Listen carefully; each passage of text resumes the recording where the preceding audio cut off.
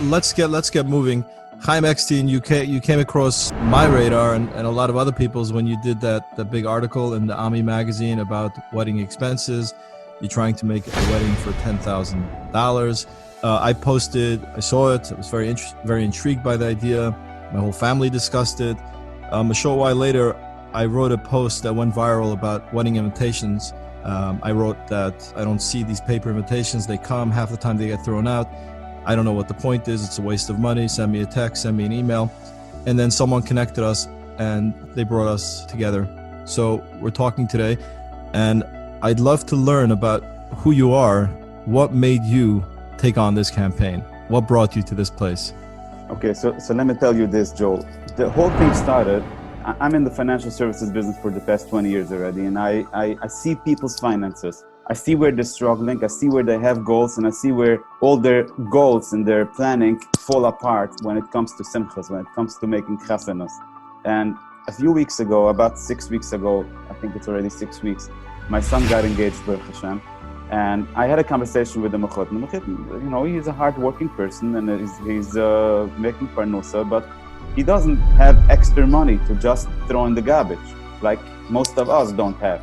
And we had a conversation that we're going to make sure we're only going to spend money on things that we really feel is important, on things that we feel that we want to do, we want to spend. And after making that decision, I thought to myself, so many hundreds of people, thousands of people are having, making simchas, and the time of their life that should be the most precious time, the most beautiful time, they fall apart and things don't work for them. And this could stop. So I came up with this thing, you know what, let me do a $10,000 wedding challenge. I'm gonna try to make this wedding for less than $10,000. Now, when I say $10,000, I don't mean $10,000 the wedding night. I mean from the L'chaim until after Sheva Bruchas shouldn't cost more than $10,000. And a lot of people mistake with that. They think that I'm talking about the wedding night. I'm talking about the whole package. Akwe Bakel Mikot shouldn't be more than $10,000. Now, when I did it, I wasn't sure if I'm gonna succeed with it. I thought maybe I'm gonna terribly fail and it's gonna be $15,000 or $20,000. I took the chance. Let's see how this is gonna work. And I invited people to join a WhatsApp group where we're gonna be able to do this together. And when I did it, I thought I'm gonna have maximum of 100 people joining this group. After 4 hours of opening the WhatsApp group, I had over 4,000 followers, people who wanted to know more, who wanted to get involved. Of course, I had to lock the group. I couldn't allow everybody to just participate and talk and start sending messages. It would go, it would go out of hand.